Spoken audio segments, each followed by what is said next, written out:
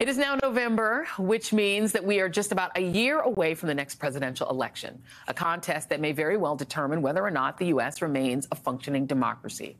One state that will be key in deciding the outcome is Arizona, which you'll remember was ground zero for election denial and misinformation in 2020. It was in Arizona's Maricopa County where we saw crowds of protesters on election night, some armed, chanting, "Let us in," outside a processing center where votes were being counted. It was also home to several election conspiracies promoted by Donald Trump that were centered around things like Sharpies and bamboo ballots, claims that prompted the Republican-backed group Cyber Ninjas to do a full-scale audit, only to discover that Joe Biden actually won the state by more votes than originally were determined.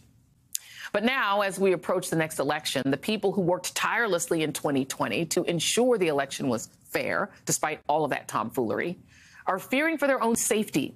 Many are even leaving their posts after spending the past 3 years being inundated with an unprecedented level of harassment and death threats simply for doing their jobs. Today, local and state officials from swing states testified before the Senate Rules Committee on this very issue, including Arizona Secretary of State Adrian Fontes. Since 2020, 12 out of 15 of Arizona's counties have lost senior election officials. As a former county recorder myself, I can attest that the pre-2020 world for election administrators is gone. We don't feel safe in our work because of the harassment and threats that are based in lies. Just ask a former county recorder about her dogs, poisoned as a means of intimidation. Her story is one of many veteran Arizona officials from both political parties who've left the profession for the sake of their own physical, mental, and emotional health and that of their families.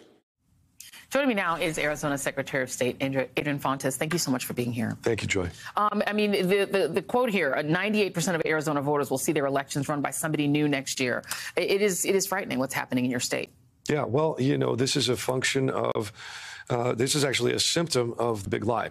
The conspiracy theories have given some folks, you know, they feel like they can do stuff that they shouldn't be doing. They feel like they've been aggrieved so much. And again, this is all based on lies, that they feel like they need to act out against the very officials who would ensure the freedoms that they purport to want to be defending, would ensure the real, free, fair, and accountable elections that they say that they want. But the conspiracy theories have muddled things up so badly that just regular civil servants are being threatened day in and day out across the United States of America.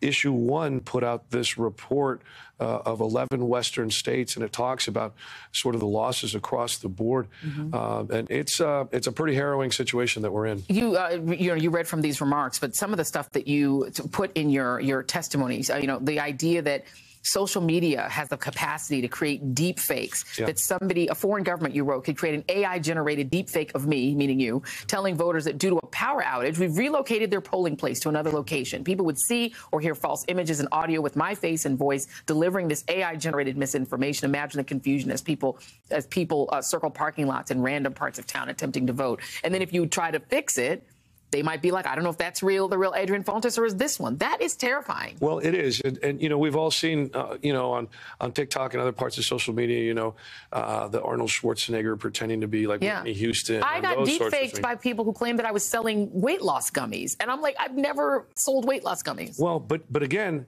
close enough to the notion that, well, maybe Joy is selling weight loss gummies. Yeah. Maybe there's this other little thing. For an election official like me as the Secretary of State to be saying, hey, we've got some issues over on this side of town. We're closing all of our polling sites. You need to go over and vote over here. If somebody deepfaked that becomes a believable thing.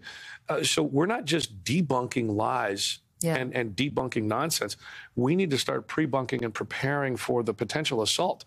Because again, as I indicated in my written testimony, what if I then go on TV and say, no, that's not real? All of a sudden, it's what looks like me contradicting what looks like me. And it becomes even a bigger mess. So we're asking federal officials to jump in and help now, which we're a little bit behind the 8 ball because we don't know what generative AI is going to give us in 3 months or 6 months or a year from now, which is when the election is coming. Do you feel like the members of the committee, I hate to besmirch, you know, members of Congress, but do you think that they understand the technology with enough depth to really have a response to it? I don't think you have to understand the technology to understand the danger that it proposes. Yeah. Okay. To understand the fact that, look, because everybody that was there on January 6th, they saw what could happen. Sure. Right. And that's terrifying enough. But to think that those sorts of messages can be put out to the general public on social media across the United States of America, they understand the seriousness of it. Here's the thing. How will they react? Yeah. And the only thing that folks like me can do is come here to Washington, D.C., testify in front of these folks and bring as much attention as possible to the notion that Republicans and Democrats who run elections across the country alike, we're all asking for more money for information technology security. We're all asking for more support from CISA and the Department of Homeland Security so that we can make sure that we've got the fundamentals taken care of so that we don't fall victim to the folks that want to do us harm. And then what do we do about the guns? I mean, you also write in your written testimony about having, people who do what you do and your former job, in even more local government in terms of elections, having to have go bags, having to be prepared to run on site because people are threatening folks who do elections. They're threatening to kill them because they don't like the outcome of an election. Well, part of the question that we had answered today was, what's the Department of Justice doing? They've had several thousand complaints. They've prosecuted about 15 cases, some of them based in Arizona. And I think the Department of Justice is doing well, but I think they can do more. Yeah. I think they can engage more local and state law enforcement officials to go do those initial knocks and just let people know, hey, knock on the door. Did you threaten somebody? Yeah. Can we start this investigation? Really, even if it doesn't result in criminal charges, the notion that law enforcement is paying attention to these things. Yeah. And not violating anybody's First Amendment rights, let's be really clear. But we're paying attention to these things. You can't just go unchecked. Yeah. The question really is, generally speaking, is there accountability in our systems for these this tomfoolery, as you mentioned, these shenanigans that are attempted to slowly but surely erode the confidence that we have in one another, this civic faith that maintains our democracy. Yeah. And we've got to have that accountability to stave that off and make it a thing of the past.